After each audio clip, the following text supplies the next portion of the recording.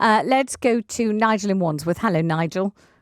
Hi, how are you doing? I'm okay, thank you. I mean, it looks as if I don't know whether it's a situation where there is no solution to this problem because the determination and desperation is so deep and so profound that people are prepared to risk their lives so they will come whatever happens, or whether there is no will to turn them back and no will to stop it. What do you think? Well, personally, I would like to make 3 points and then go back to the first. Personally, they're immigrants, illegal immigrants, whereas the rest of the world have expats if they're UK, right? They're not illegal until they arrive and they're processed. Until then, they are not illegals. Right. So that is something that kind of the media is totally distorted, right? Then we have the problem that this is not going to end because we have mass poverty displacement around the world. Right. Due to poverty, due to war, famine, and things that we let happen, and even like the British government, future, present, and past, has always had a hand in. So you can't blame for what's happening when you were part of the problem before. Yeah. And that's there. And now here's the thing with the expats. Yes. Just imagine if the rest of the world decides to do the same as the UK, like one of your callers says, no more people coming in, right? Yeah. 5.5 million British people live in Europe. So what happens if we kick them out, like they're trying to kick everyone else out? What happens if we turn the tables and we do to them like they're doing to others? Well, and just remember, these people are not illegals. And the only reason we have such an amount of people coming over in boats is because the previous government cut all other means of coming here, or even presenting their case. When you say they're not illegals, just explain the thinking behind that. Why are they not illegal? They're entering on dinghies. They're not invited to come. They haven't filled in any of the appropriate paperwork. They're not supposed to be here, are they? It's a human right. It's a human right to do what? To literally seek refuge in any country in the world. It's our right. If anything happens in England, it's our right to go to Spain, and it's happened before when English people went to France and went to Spain to seek refuge, many centuries ago. But it's a human right. You cannot be deemed illegal before you leave your country. Except, as we all know, and as I've said, and so is everybody else commenting so many times, they're coming from France. They're not coming from a war zone. They don't need the human right to seek refuge from France, do they? They're coming via France. Well, they don't have to come via France. They can stay in France. That's the whole point. So you're painting a picture of the human right to seek refuge, but you don't need to seek refuge from France, do you? But half of the problems that you created with the displacement is being created by the British government. You have no responsibility for what you have done in the past. And you literally say, it's not our problem, it's not our fault, we've done nothing, you're totally innocent. You're not. You are not.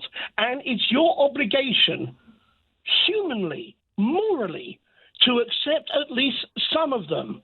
I'm not saying and we do accept at least some of them. But we just told we do. We accept between 50 to 70%. We do accept them though. They come here, we house them, we look after them, we provide them with doctors and dentists and laundry and lunch and tea and recreation. You put them in hotels, you demonize them, you put them in harm's way. Well, how are you putting them in harm's way in a hotel? Why are they in harm's way? They want to work, and you're not letting them work. That doesn't mean they're in harm's way. And as you've said, they've chosen to come, haven't they? They're not vilified. I mean, come on. I just have to mention one politician's name, and you know how much he vilifies every immigrant. And they're all illegals. They're all paedophiles. They're all robbers. And now you're going too far. All right, Nigel. Thank you very much indeed. Your narrative is also interesting and possibly creative. Some people might think. Please bear with me. I'm just going to give you a bit of a background. So, we've always had a groundswell of, anti-establishment post either the economy falling down or progress. So, if you think about, after the Civil Rights War, America, you had the KKK that came out, and there were very charismatic people who led that. obviously during World War II, during 1930s Germany, we know what happened there when the economy collapsed.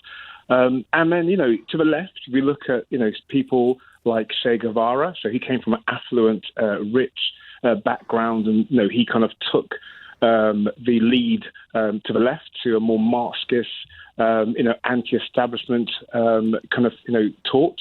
And now we have Elon Musk, who's kind of jumped on a populist bandwagon because he's got so much money, doesn't know what to do. So guess what? Politics is sexy, it can be captivating, and it could be a drug. You've got these people kind of following you, you've got the MAGA. It's all really exciting.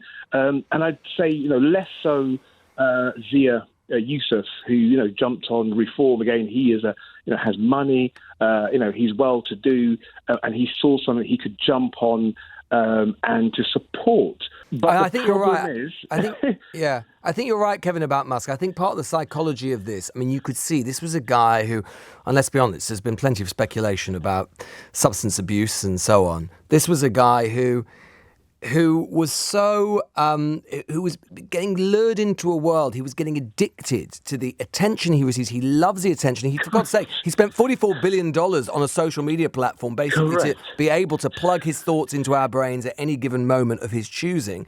And then you could just see him getting addicted to the adrenaline and the endorphins and the adulation and the obsession. And, I've been to plenty of Trump rallies. There is something like utterly kind of weirdly addictive about them and energetic about them. And if you're at the center of it, as he was, I can only imagine how that must have felt. And you could see his becoming hooked to it.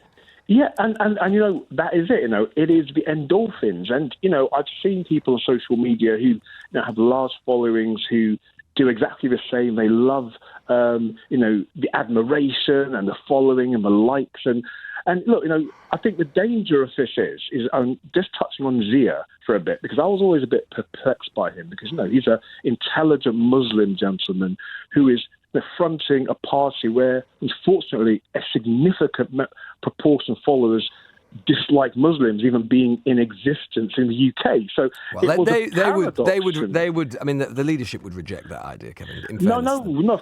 Of course, the leadership. But listen, okay. So I'm talking about on the online world. So in the online world, yes, absolutely, is not reflective of reality, then I'm wrong. If the online world is reflective of reality, then Zia Yusuf, I think your past guest said, probably got a lot of anger and hate and death threats on the far right. So he's probably looked in the mirror and thought, what am I doing? These people don't like me, half of these guys. They don't want me. They want to send me back to Pakistan, even though I was born in Scotland. So, he probably thought, this was fun, but for a bit, but I've got money, I've got wealth. I don't need this hassle. How are you? Well, I'm a bit frustrated, actually. Okay, tell me what. Why are you frustrated, Jonathan? Come on. I wanted to make two controversial points, one directed at you. But firstly, look, first point, I agree with Hassan, because your caller, Ben Habibi, who was on, I don't know if he's still awake, because I know he's quite elderly. But he's not elderly. No, he's listen. Not. He's about 50, Jonathan. No, listen. I'm serious point. The point that Hassan was 59, making... 59, man. Okay. The point that Hassan was making, that someone like Ben Habibi or today's resignation of the Mohammed Zia Yusuf, or even Rishi Sunak or Olukemi Badenoch, these people who are, I'm an Indian Catholic from Kolkata in India. Right. And people like us are never going to be the faces on the posters of this Stop the Boat, Britain First, send the boat back. Deportations, stop immigration. The optics just don't work. So do you agree with Hassan that somehow Zia Yusuf was what? Somehow the victim of racism, Jonathan? Oh, come on. Don't be naive. The reform Well, he's not voters, alleging that. No, come on. The most of the reform voters, they are not going to cheer on someone called Mohammed Zia Yusuf. I'm not saying they're racist, but he resigned. He wasn't, by all accounts, it seems he had enough. And the people around Nigel Farage have been talking him up. They haven't been talking him down. Well, Elon Musk resigned, quote unquote, also. But look, it's an optics. Look at Trump's cabinet. He is a big anti-immigration white right, and his cabinet is almost but all white. The idea that just because a party is anti-immigration means that anyone who works for them who is a person of colour must be the victim of racism, Jonathan, that doesn't match up. Those two things are different. The optics don't work. Look, I'm a brown man myself, but to have Rishi Sunak stood there behind a podium saying "stop the boat," or to have so people of colour can't be anti-immigration. They can't have concerns about the levels of net migration. Come on, Jonathan. Well, they apparently don't seem to win the anti-immigrant vote because they keep losing. Who? But what? Who doesn't win the anti-immigrant vote? Well, Rishi Sunak lost. Mohammed Ziauddin's gone from the party. But I don't understand.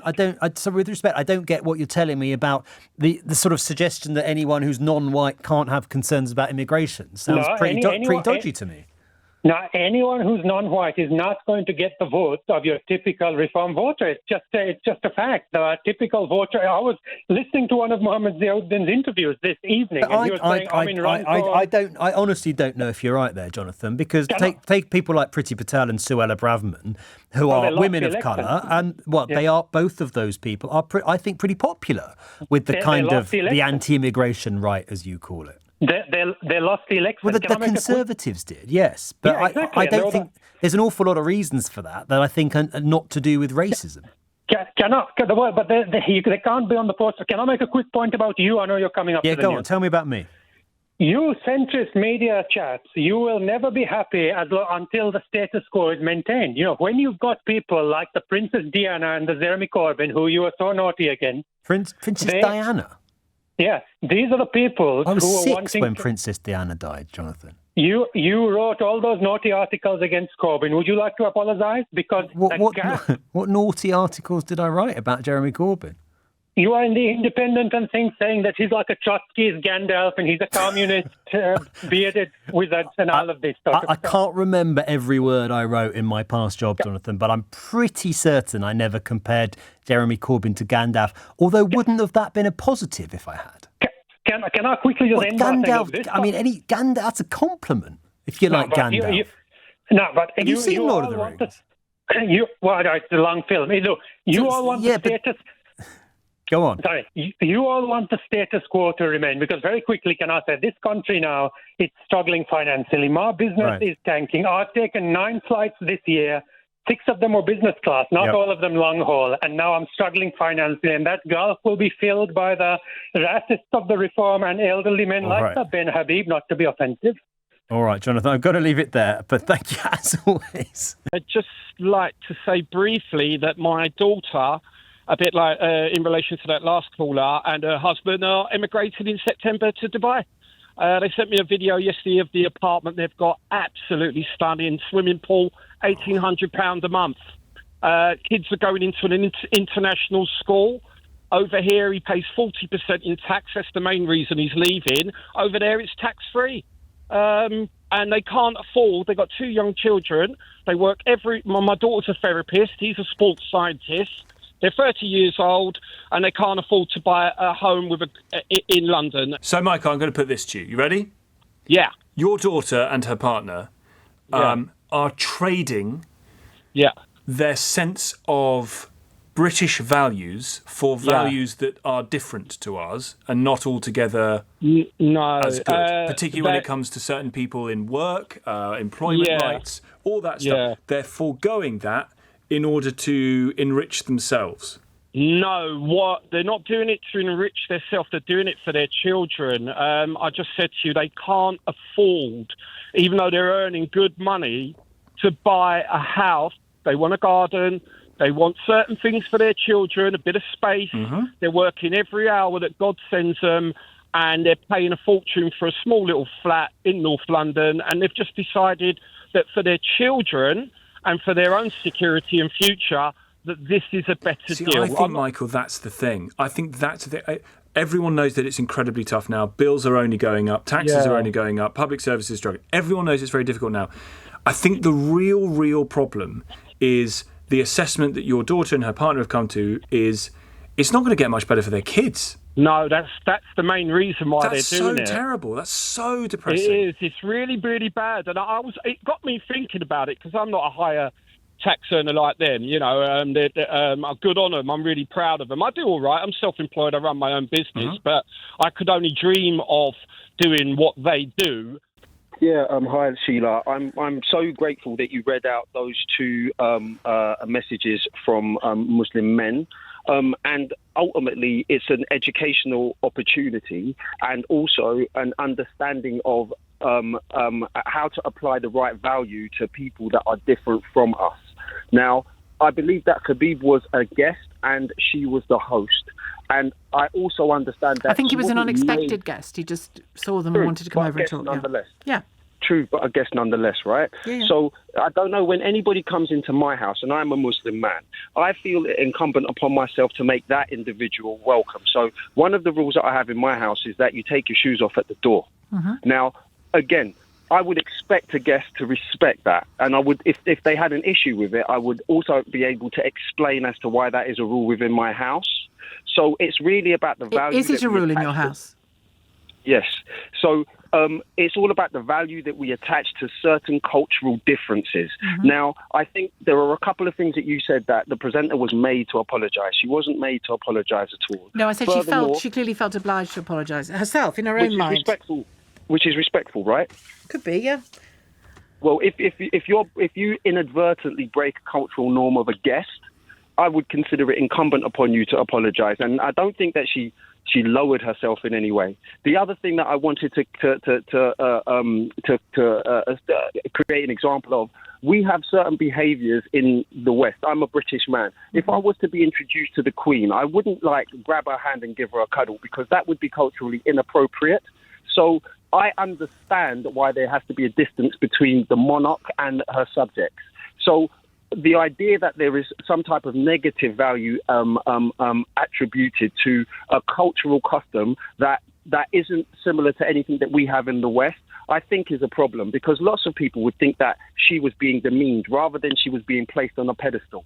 She was actually being placed on a pedestal as opposed to being treated like an ordinary person, as in a man. Well, can I speak as a woman who's also a broadcaster, who's often been in situations like the one she was in? I understand everything you've said, Patrick. Of course I do. But there are two people involved in that exchange. And I would argue, and again, I'm not disputing what you feel about what happened and what you've said, because I understand the cultural norm that you're describing. But there's another cultural norm. And in Western Europe, the cultural norm is women. She wasn't at a disco, she wasn't at a wedding, she wasn't on a date. She was in a professional capacity as a broadcaster alongside her male equal colleagues doing their job. Mm-hmm. What you say is a pedestal. Do you understand? And I haven't spoken to Kate, so I don't know how she felt. But I personally, given that I've done exactly the job that she does, and been in many circumstances where I'm the only woman at the podium or in the room or whatever, I would have felt not respected. I think I would have felt not respected in that moment, but made to feel different, made to feel separate from everybody else in that room. Can I respond to that? May I respond to that, please? Yeah. We can't put our feelings on other people's choices unless those feelings are demonstrably, intentionally negative. So perception is everything. And the thing that aids your perception and understanding of a situation is education.